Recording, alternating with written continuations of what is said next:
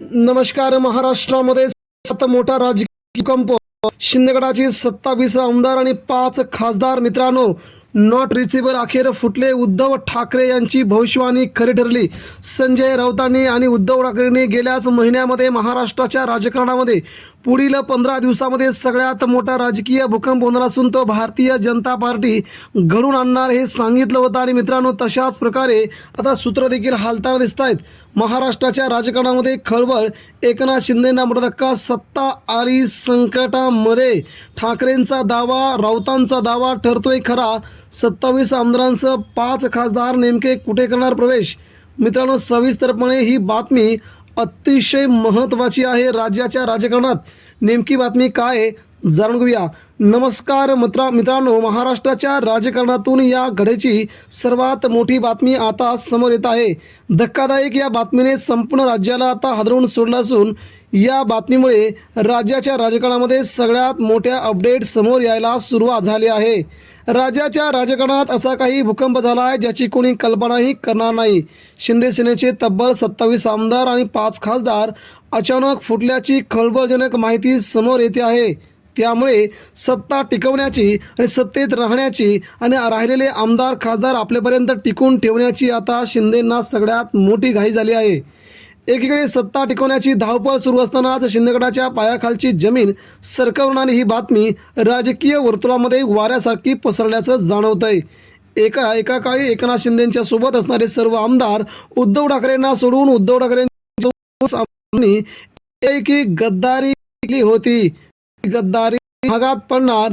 त्यावेळेस सगळे जण म्हणायचे जशा प्रकारे उद्धव ठाकरेंचा शिंदेंनी धक्का दिला होता तशाच प्रकारे एकनाथ शिंदेना देखील कोणीतरी एकनाथ शिंदे मिळेल अशी चर्चा सुरुवात झाली होती. आणि भारतीय जनता पार्टी त्या प्रकारे एकनाथ शिंदेंच्या शिवसेनेतील आमदारांना खासदारांना गळाला लावत असल्याची चर्चा जोरात सुरू होती. त्यामुळे सर्वात महत्त्वाची बातमी म्हणजे उद्धव ठाकरे आणि संजय राऊत यांनी काही महिन्यापूर्वी केलेली ती मोठी भविष्यवाणी आज खरी ठरताना दिसते आहे. काय आहे मोठ्या राजकीय भूकंपामागचं सत्य ते देखील जाणून घेऊया. 27 आमदार कोण आहेत? 5 खासदार अचानक का झाले नाराज? ते कुठे गेले आहेत? आता महाराष्ट्राच्या महायुती सरकारचं काय होणार? या सगळ्या प्रश्नांची सविस्तर बातमी आता आपण तीच जाणून घेऊया. मित्रांनो, बातमीच्या सगळ्यात अंतर्गत भागामध्ये आपण गेलो तर भारतीय जनता पार्टी जेव्हा उद्धव ठाकरे यांची शिवसेना तोडते तेव्हा शिंदे सेना संपूर्णपणे भाजपमध्ये विलीन व्हावी या दृष्टिकोनातून भाजपने एकनाथ शिंदेंना फोडलं होतं.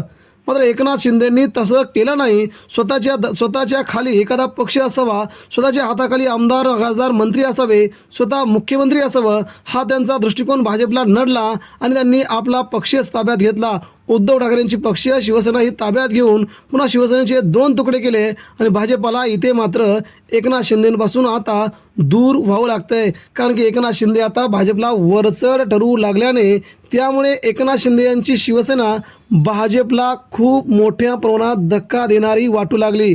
आणि या सगळ्या बातम्यातूनच आता मात्र भाजपा एकनाथ शिंदेंची शिवसेना फोडण्याच्या तयारीत पूर्णपणे प्लॅनिंगनुसार उतरली होती.